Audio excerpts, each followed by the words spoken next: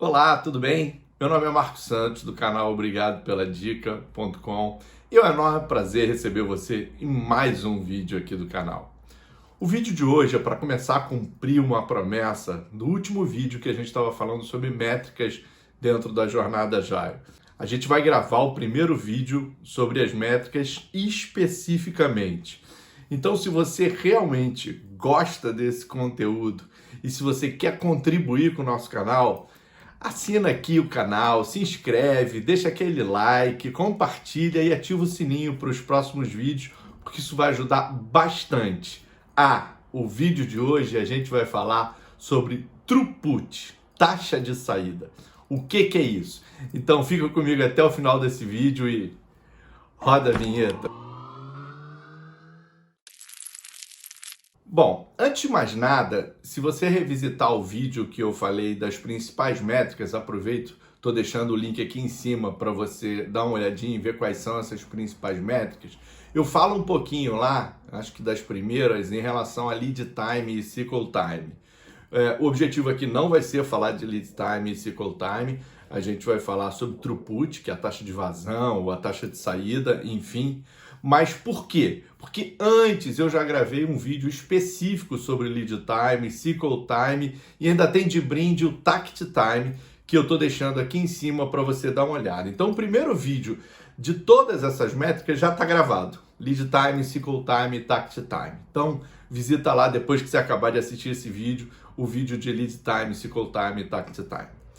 Bom, o vídeo de hoje a gente vai falar sobre throughput. Primeira coisa que a gente precisa falar, e eu também falei naquele vídeo lá sobre métricas, que as métricas elas são originadas e elas têm a sua, assim, o seu nascimento dentro do Kanban, dentro do Scrum. Então, assim, só para ilustrar, Velocity, que é uma das métricas que a gente fala, que a gente menciona no outro vídeo, ela originalmente ela foi concebida dentro do Scrum. Como, por exemplo, o throughput, o work item, age, o próprio IP, eles são mais ligados ao Kanban. Mas não significa que a gente não pode usar um no outro. Muito pelo contrário, as boas práticas recomenda-se o benchmark de mercado, como a gente está percebendo, para a gente controlar o projeto, a gente precisa, evidentemente, medir. E uma métrica pode ser emprestada para outra, ou seja, para outra área. A métrica que originalmente foi concebida no Scrum podemos utilizar no Kanban e vice-versa. O throughput originalmente foi concebido pelo Kanban, mas a gente pode usar dentro do Scrum sem problema nenhum e você vai perceber e eu vou explicar para vocês.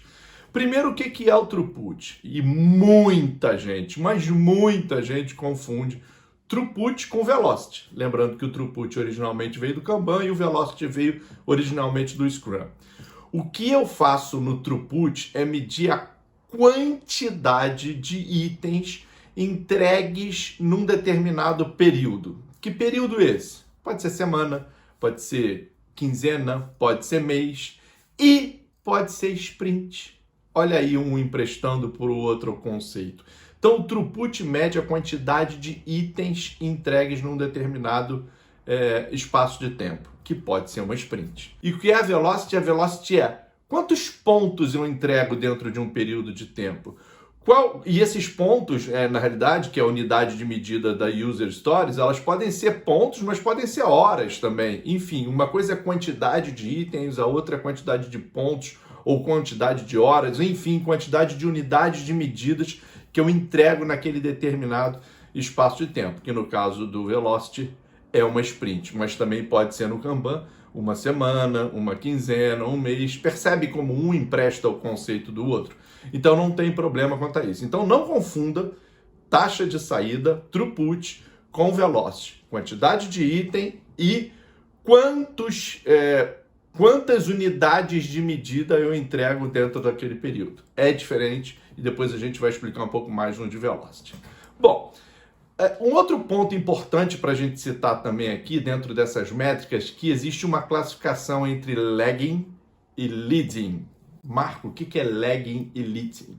Lagging são métricas, são indicadores, digamos assim, em que eu meço coisas que já aconteceram, é o passado. Então, assim, Tudo que eu estou medindo de coisas que já aconteceram e eu não consigo mais interferir no resultado, ele está classificado como uma lagging indicator, ou seja, é uma métrica em que já aconteceu e eu só estou constatando ela.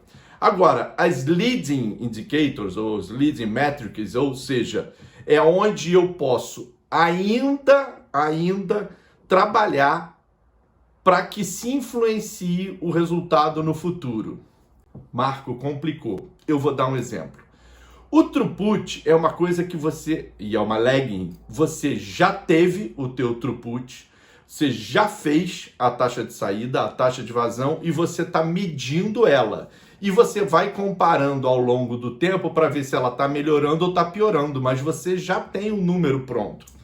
Isso, um throughput é uma lagging.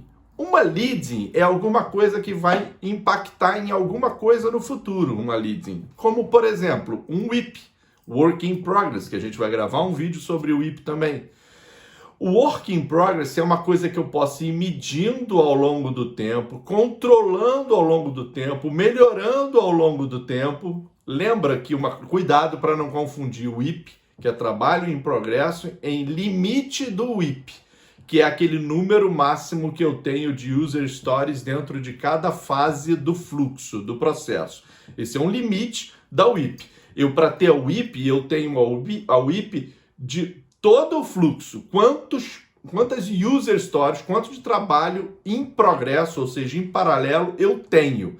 E se eu for melhorando esse WIP, depois a gente vai entender por que e como, eu efetivamente vou estar afetando o throughput, vou estar afetando o lead time, ou seja, é uma leading indicator, é uma leading metric, ou seja, o WIP, se eu mexer nele, eu afeto alguma coisa no futuro. Tá claro a diferença? Eu vou ilustrar numa coisa prática, vamos lá pegar o Usain Bolt, corredor lá de 100 metros, 200 metros livre, famoso jamaicano recordista. Eu tenho certeza que na preparação dele, ele corre os 100 metros e corre e mede. Pronto, sei lá, deu 10 segundos. Corre de novo e mede, deu 9,8 segundos. E vai medindo. Isso é como se fosse a taxa de saída, percebe? Isso já aconteceu, ele já correu, o tempo está registrado e ele está medindo. Agora, fazendo a comparação, variáveis que podem impactar ou podem influenciar nesse tempo final que a gente mediu do 10, do 9,8 segundos. Por exemplo, o arranque dele quando ele começa a correr. Por exemplo, a inclinação do corpo que ele tem quando ele começa a correr.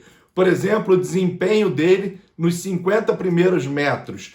Isso são leading indicators. A outra, afinal, é a lagging indicator. Ou seja, se você começar a acompanhar e controlar as leading indicators que podem impactar as lagging indicators vão melhorar. E uma leading indicator é o WIP. Se você melhora o WIP, e está provado, e eu vou mostrar depois através da lei de Little, e a gente vai explicar um pouco sobre a lei de Little, e a WIP é uma dessas variáveis da lei de Little, se eu começar a controlar, monitorar e melhorar a minha WIP, e vocês vão perceber que quanto menos trabalhos em progresso, melhor é o meu throughput, eu consigo fazer com que o resultado da métrica de lagging, que é o throughput, melhore. Tá claro, então, a diferença de lagging para leading?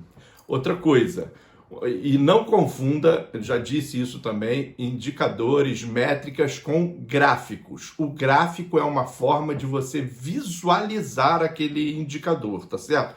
Então, não confunda, mas um gráfico que pode nos ajudar a monitorar, por exemplo, o throughput, que é sempre na linha do tempo, então uma vertical é a quantidade de user stories entregues, ou seja, taxa de saída, com a linha do tempo, é um histograma de histórias entregues. Eu vou ver dentro, eu estou deixando um gráfico aqui em cima, só para vocês saberem o que é um histograma, mas naquele período, quanto eu entreguei. Depois, nesse período, quanto eu entreguei. E eu vou olhando a minha evolução, ou melhorando ou piorando o meu throughput. Então não confunda também gráficos com indicadores, com métricas, porque não é uma forma de visualizar, é o que a gente chama de gestão à vista, tá certo? Uma das gestões à vista pode ser um histograma muito bom para a gente poder medir isso.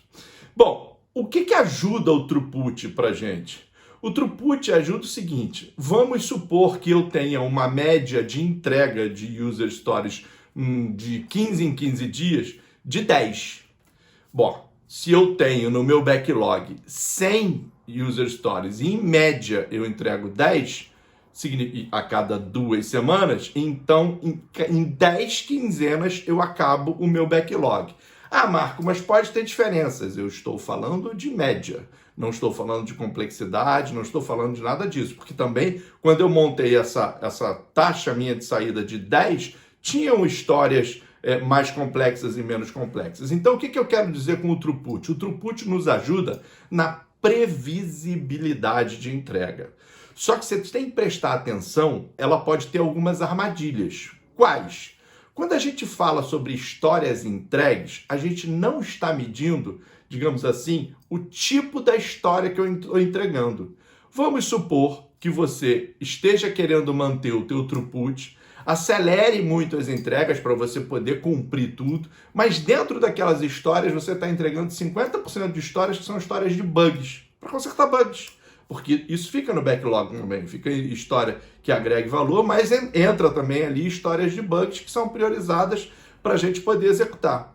Então, se você quiser começar a fazer o teu throughput se manter a qualquer custo, a qualquer preço, e não avaliar o conteúdo daquela taxa de saída, você pode estar onerando a sua previsibilidade, porque você está entregando muita história de bug e não história de valor. Então, quando você for fazer a medição do teu throughput, você pode, inclusive, se quiser mais preciosismo, separar o teu throughput do que é bug e do teu throughput do que é entrega de valor, para você considerar lá no backlog também os bugs e o que agrega valor pelos respectivos throughputs, não pelo throughput geral, porque você não sabe o que está contendo dentro daqui. Você não sabe qual é o conteúdo daquele, como é que originou-se aquele throughput que você tem naquele momento do projeto. Tá claro? Então toma cuidado que isso pode ser uma armadilha. Eu sugiro, vi pouco isso na literatura, mas que você possa até fazer throughput de saída, no taxa de saída, de bugs e throughput de histórias de valor. Isso é uma recomendação minha. Não enxerguei muita literatura sobre isso, mas a experiência me mostra que isso é muito saudável. Vai dar mais trabalho, mas se você tem a classificação da história entre valor, evidentemente, e bug, é fácil de você fazer isso. Bom, como eu disse no início do vídeo, uma das coisas que influencia o throughput é o WIP. Então, a gente vai para a tela do computador agora e eu vou mostrar para vocês como é que, num exemplo prático da lei de Little, como é que o WIP afeta o throughput. E lembrando qual é a fórmula da lei de Little. É lei de Little porque o nome é o John Little que inventou essa fórmula lá em 1961, tá? E aí chamou-se lei de Little graças ao criador. Mas o que fala basicamente? A gente pode ter 3 variações da fórmula, vai? 3 variações da fórmula. Uma que é, basicamente, o throughput é igual ao WIP dividido pelo lead time, isso é uma, tá? A outra é o lead time é igual ao WIP dividido pelo throughput, ou o WIP é igual ao throughput vezes o lead time. A gente vai para a tela do computador e com base nisso, a gente vai perceber como é que as coisas são impactadas aqui dentro e como o WIP é fundamental, que é uma leading indicator, para poder impactar dentro do throughput, que é uma lagging indicator, tá bem? Bom, aqui na tela do computador, primeiro aqui estão as 3 formas de representar a lei de Little, né? Throughput, que é dividido pelo WIP pelo lead time, o lead time, que é igual ao WIP dividido pelo throughput, e o WIP, que é igual ao lead time vezes o throughput. Para a gente mostrar esse exemplo e materializar como é que realmente o WIP impacta no throughput, vamos pegar um exemplo onde a gente tem num projeto, sendo o throughput do projeto atual 13 itens por semana, por exemplo. E vamos contar a semana de 7 dias, tá? Só para facilitar. E que eu tenho um lead time nesse projeto de 6 dias. O que isso significa? Significa que uma história percorre o fluxo todo entre o backlog e o Done em 6 dias. Isso é a realidade atual do projeto. Marco, por que aqui no throughput está 1,86? Porque esse é um erro clássico que as pessoas fazem na hora de gerar as métricas. Como o lead time é medido em dias e o que eu tenho de throughput está por semana, então a primeira coisa que eu tenho que fazer é dividir o 13 por 7 para poder saber quantos itens eu entrego por dia, para deixar o lead time e o throughput na mesma unidade, que nesse meu exemplo aqui é dia. Então significa que eu dividindo 13 por 7, eu tenho 1,86 itens entregue por dia. Aí sim, eu tenho tanto o lead time quanto o throughput na mesma unidade.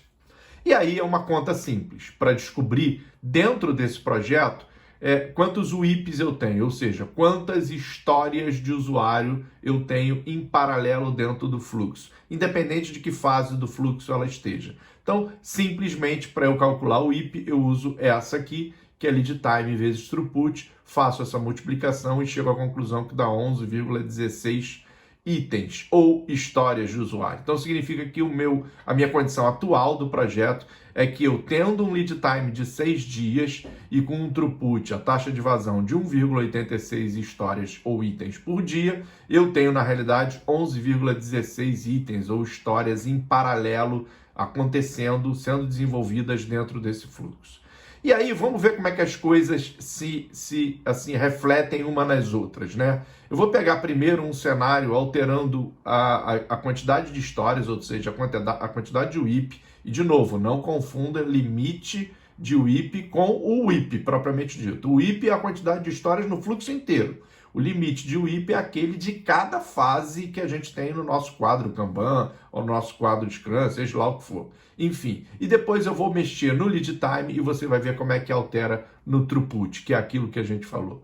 Então, se eu pegar neste mesmo cenário aqui, mantiver o throughput desse projeto, ou seja, 1,86, e alterar o número de WIPs, aumentar a quantidade de histórias em paralelo, evidentemente eu tenho throughput, tenho WIP. Bom, se eu tenho throughput e tenho WIP, eu vou nisto aqui. Então eu vou calcular o lead time, tá certo?